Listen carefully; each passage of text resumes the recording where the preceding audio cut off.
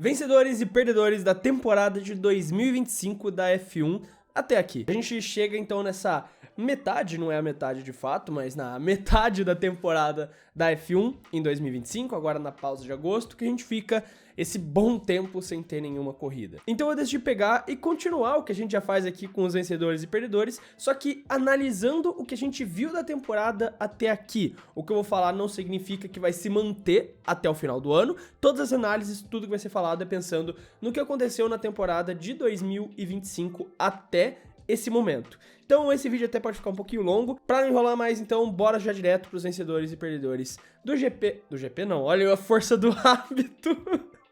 Da temporada de 2025. Vencedor, McLaren. Não tinha como começar de outra forma. Talvez o único ponto negativo que de fato a McLaren tenha é que ela não saiba às vezes administrar de fato o conflito entre os seus dois pilotos, o que gera várias polêmicas, gera várias discussões, muitas vezes errando em como administrar o fato dos seus dois pilotos estarem brigando pelo título. E não que isso seja uma tarefa fácil, poucas equipes têm a capacidade de fato controlar dois pilotos que querem assumir esse papel de primeiro piloto. Por isso que a maioria das equipes opta por uma construção de primeiro e segundo piloto, porque assim fica muito mais fácil de gerir. A McLaren optou por ter dois pilotos que querem ser primeiros pilotos. Então isso torna muito mais difícil de você administrar numa disputa de título. Mas nada que realmente esteja ameaçando a McLaren. Ela termina muito bem em 2024 com o título de construtores depois de tanto tempo sem vencer. Mantém o carro competitivo, que não era nenhuma garantia, só que até demais. Eles mantêm o carro num altíssimo nível, enquanto todos os outros adversários da McLaren tiveram alguma dificuldade em trazer um carro à altura para 2025, então a McLaren está sobrando na temporada, especialmente nas corridas. Na classificação, vez ou outra, alguém ainda consegue bater de frente com eles, consegue roubar a pole position, como o próprio Leclerc fez na última corrida, como o próprio Verstappen fez algumas vezes nessa temporada. Então não é uma dominância completa em todos os quesitos, mas ainda assim é o melhor carro disparado e que vai ser campeão tanto de construtores quanto de pilotos. Aí só falta decidir exatamente quem vai ser entre Piastri e Norris. E eu tenho até uma hot take em relação a tudo isso, que é exatamente o fato de que os dois pilotos com o carro tão dominante que tem, estão mostrando muitas inconsistências e deixando muitos pontos pelo caminho.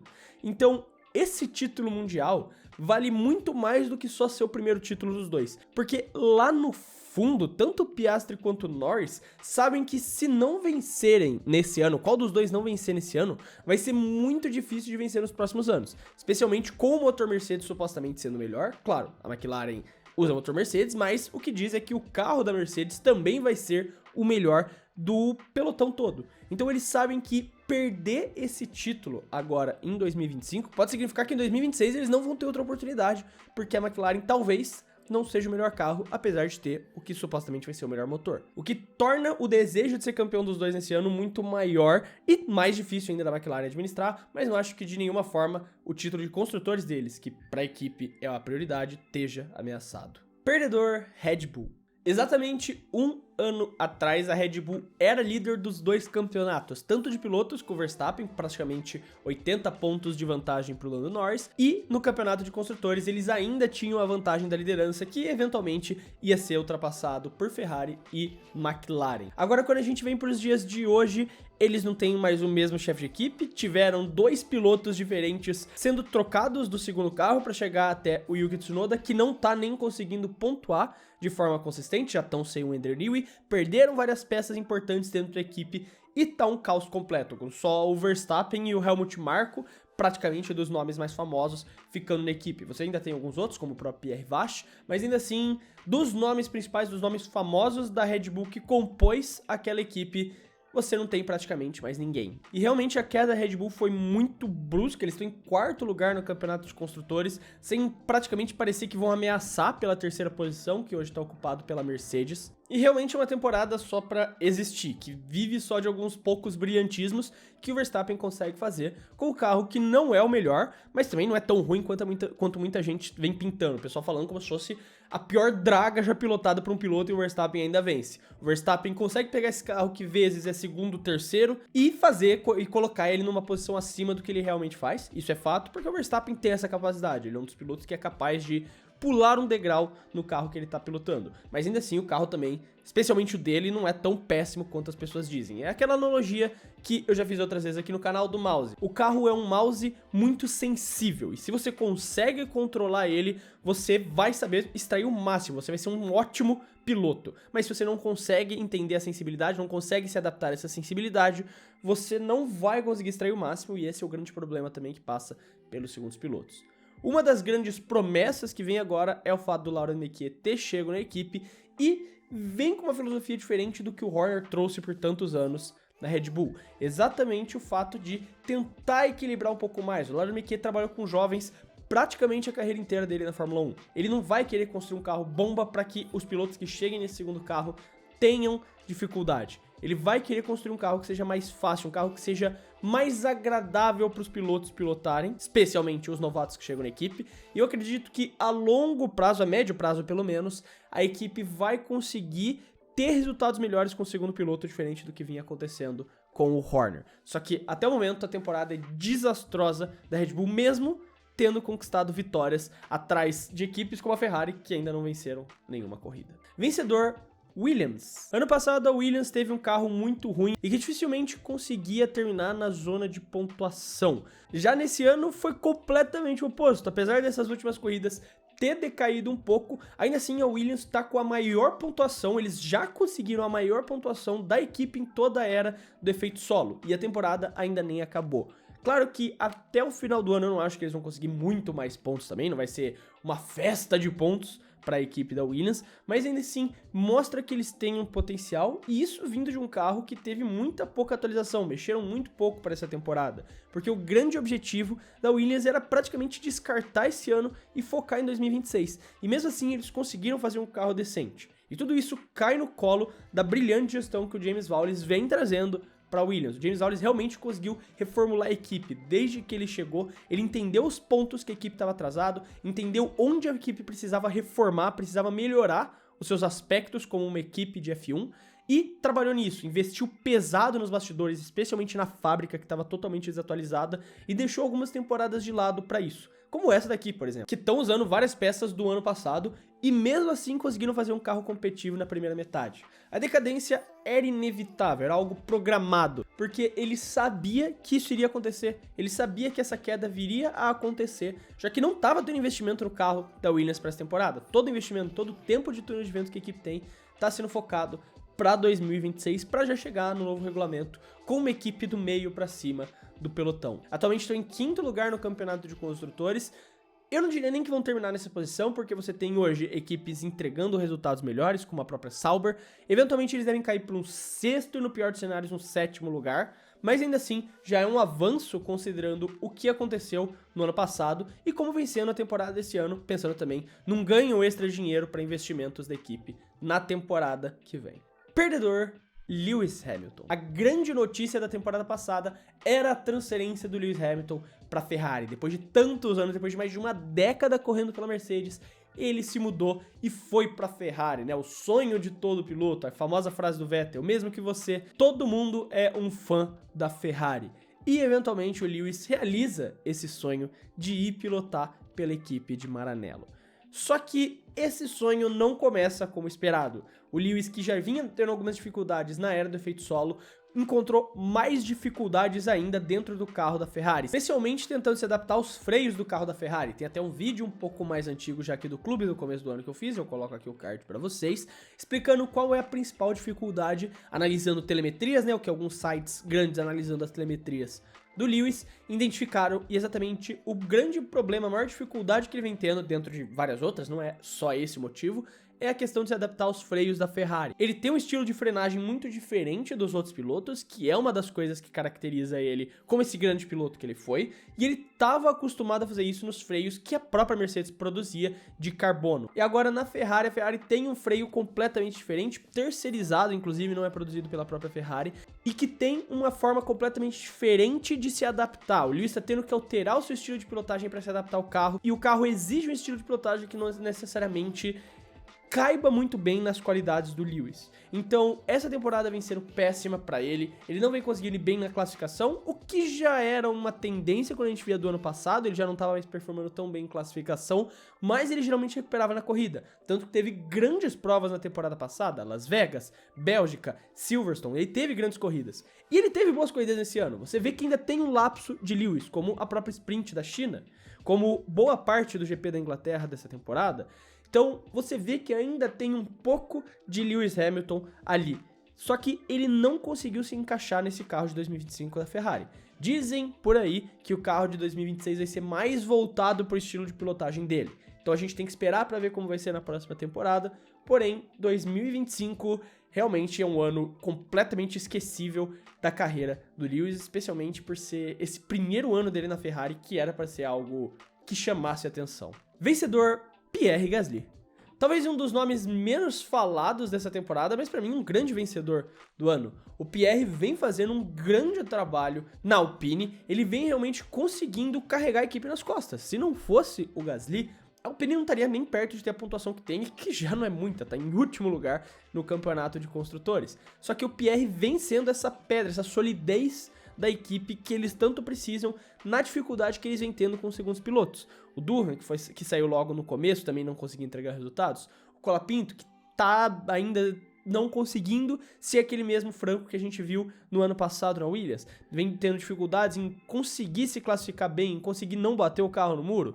Então, realmente, o Gasly vem sendo uma pedra muito sólida. E ano que vem, a Alpine vai correr com motores Mercedes. Eles já vão entrar nessa nova temporada com um motor que supostamente vai ser o melhor. E com alguns deles, como o próprio Briatore e o próprio Gasly, vendendo a equipe como uma equipe que vai estar lá na frente, que vai estar disputando talvez pódios e quem sabe vitórias em 2026.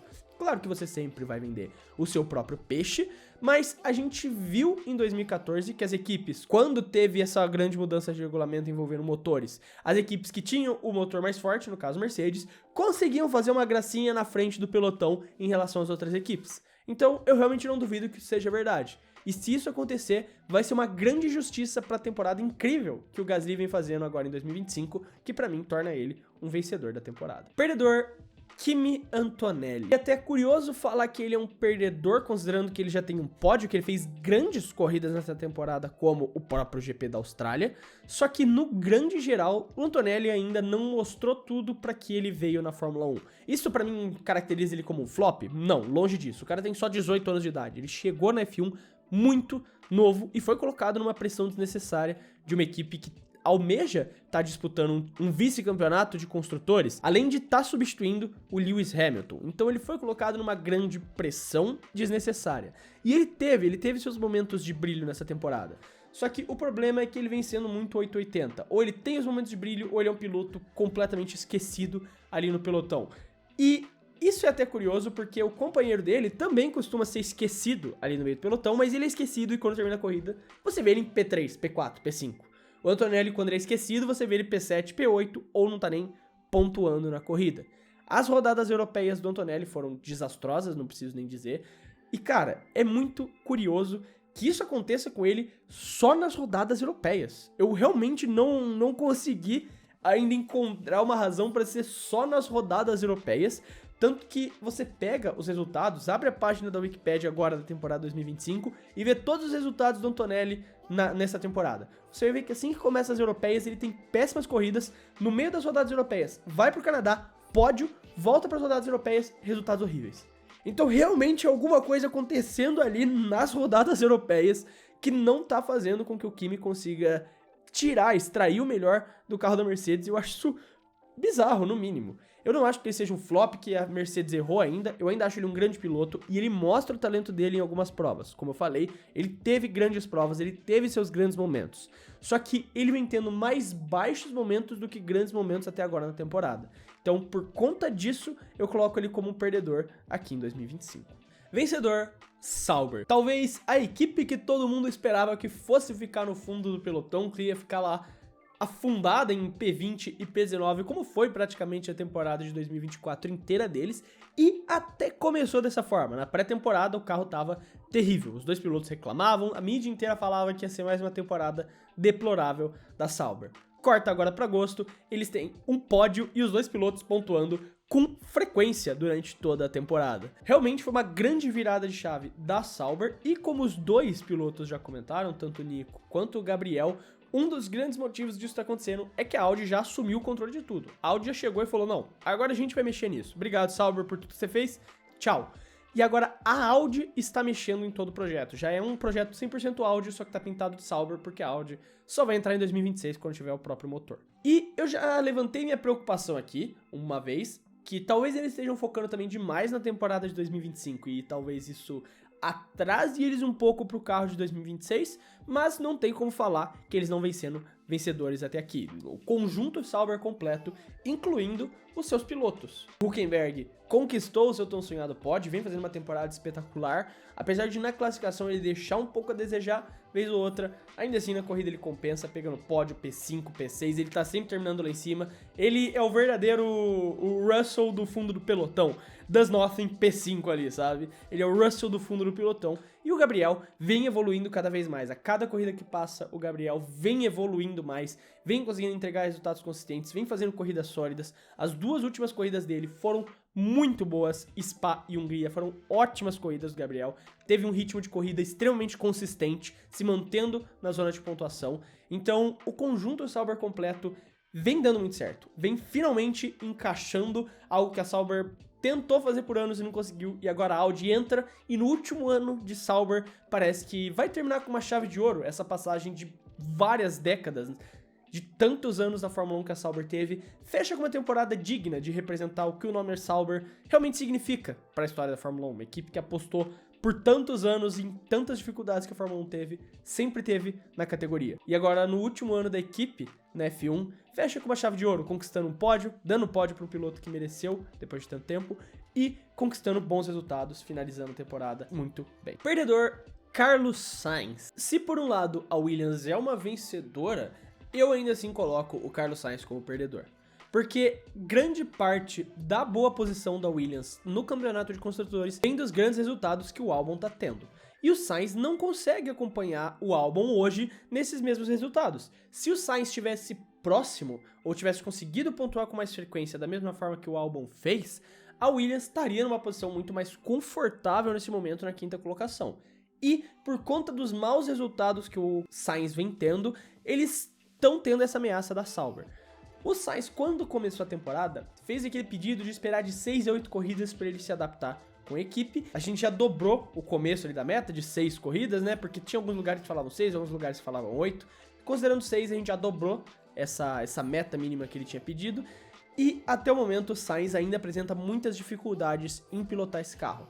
Em uma corrida ou outra, ele ainda consegue ir muito bem, ele consegue fazer uma boa classificação, consegue ter um resultado melhor do que o próprio Albon, mas na grande maioria das vezes, o principal piloto que traz a pontuação para casa é o Albon. É o cara que tá realmente ajudando a Williams a estar nessa posição confortável no campeonato. E agora que a Williams chegou numa situação de não ser mais essa best of the rest, de não ser mais o melhor do resto, de realmente estar numa situação, agora vamos dizer como até uma sétima força, uma sexta força, e pontuar exige um nível a mais dos seus pilotos, vai ser muito mais difícil dele conseguir ajudar a equipe nessa questão de pontuação, ou de pelo menos diminuir essa diferença pro Albon. Claro que eu não acho que isso significa que ele não tá rendendo o suficiente, quer dizer, ele não está rendendo o suficiente, mas não acho que isso signifique que a Williams tinha que desistir dele e procurar outro piloto para 2026.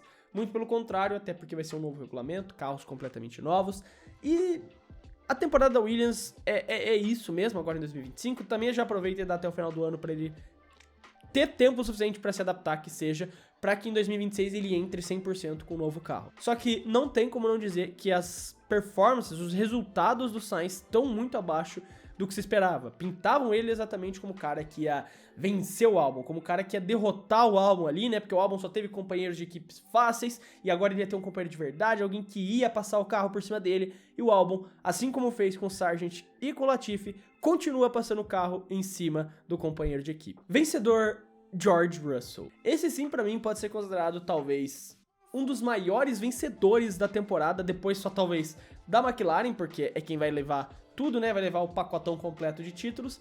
Depois disso, eu acho que o maior vencedor que a gente tem é o George Russell. E não tem um contrato para 2026 ainda, isso é bizarro. Claro que é só uma questão de tempo até ser anunciado a renovação dele com a Mercedes, envolve algumas questões comerciais, questões de salário, alguns detalhes que vão ser acertados. Mas ainda assim é muito bizarro pensar que ele não tem um contrato para 2026. E ele é um piloto que vem entregando resultados ótimos, resultados extremamente consistentes num carro que está extremamente inconsistente em 2025. O carro da Mercedes não consegue ser consistente de uma corrida para outra. Numa corrida é um carro capaz de vencer prova, como foi no Canadá. Na outra corrida é um carro que não consegue nem terminar na zona de pontuação direito.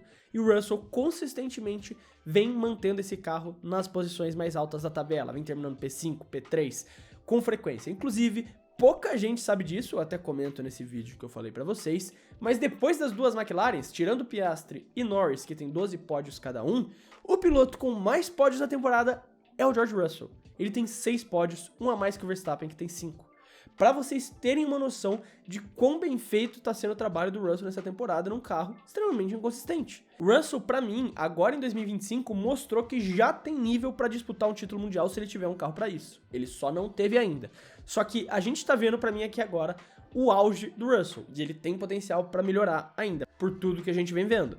Então, se 2026 realmente a Mercedes desse o próximo passo, eu não tenho dúvida de colocar ele como favorito para ser o campeão mundial da temporada. Por quão bem ele vem sendo agora em 2025. Ele vem entregando o resultado mesmo quando a Mercedes não tem o carro. E por conta disso, para mim, ele é, talvez, discutivelmente, o maior vencedor da temporada de 2025. Perdedor, Ferrari. Eu até pensei, para falar a verdade, em colocar o Leclerc como vencedor dessa temporada por todo o trabalho que ele vem fazendo. Mas acho que o fato da Ferrari tá no caminho dele não coloca ele como vencedor, mas eu não consideraria ele um perdedor, obviamente, porque ele vem fazendo uma boa temporada, mesmo com as limitações da Ferrari. O fato é que, na temporada passada, eles ficaram muito perto de vencer o campeonato de construtores. Eles não venceram por 15 pontos. E em vários momentos da temporada passada, ainda na época que a Red Bull estava dominando nas primeiras etapas, eles claramente ali tinham o segundo melhor carro. Em algumas provas, como o GP de Mônaco, que a gente teve a vitória do Leclerc, deu a entender de que a Ferrari era a primeira equipe caso a Red Bull caísse. Só que quando começou a acontecer a queda da Red Bull, foi a McLaren que assumiu esse lugar, por conta de uma atualização mal feita da Ferrari ali por volta do GP de Barcelona.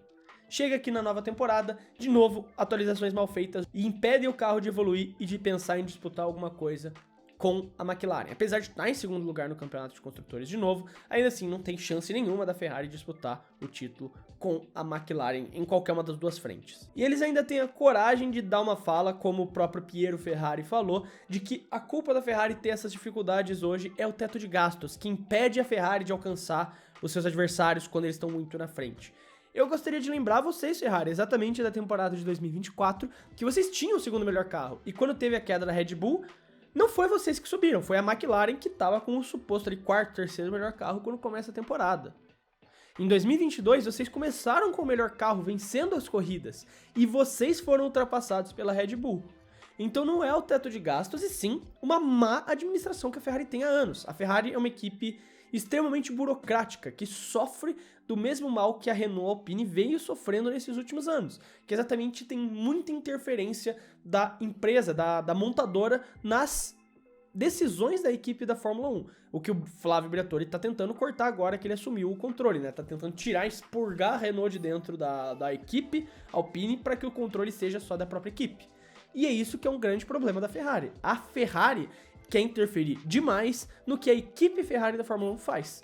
E isso impede, cria uma burocracia desnecessária e impede com que o carro evolua. Esse é um dos grandes motivos que vem se falando, principalmente na mídia italiana, mas hoje já na mídia geral fala muito disso, de que a Ferrari é uma equipe extremamente burocratizada e que impede que a equipe tenha decisões rápidas, que tenha decisões pensadas única e exclusivamente ali na performance do carro. Isso não é de hoje, isso é de anos. Essa mão da Ferrari dentro da equipe já vem há anos atrapalhando a evolução da equipe. Então não é o teto de gastos, Piero.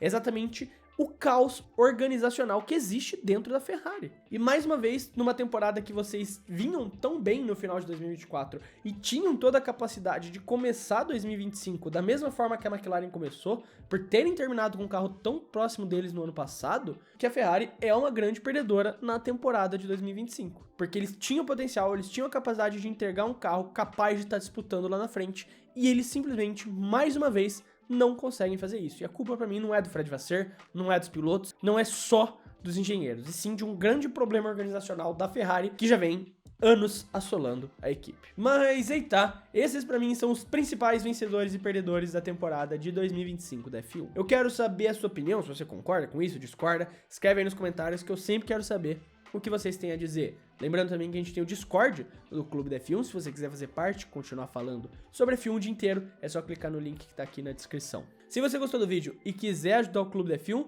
você pode fazer isso se inscrevendo no canal, porque ajuda muito a gente a poder continuar produzindo todos esses vídeos aqui pra vocês. Eu quero deixar um abraço pra você que ficou até aqui e até o próximo vídeo.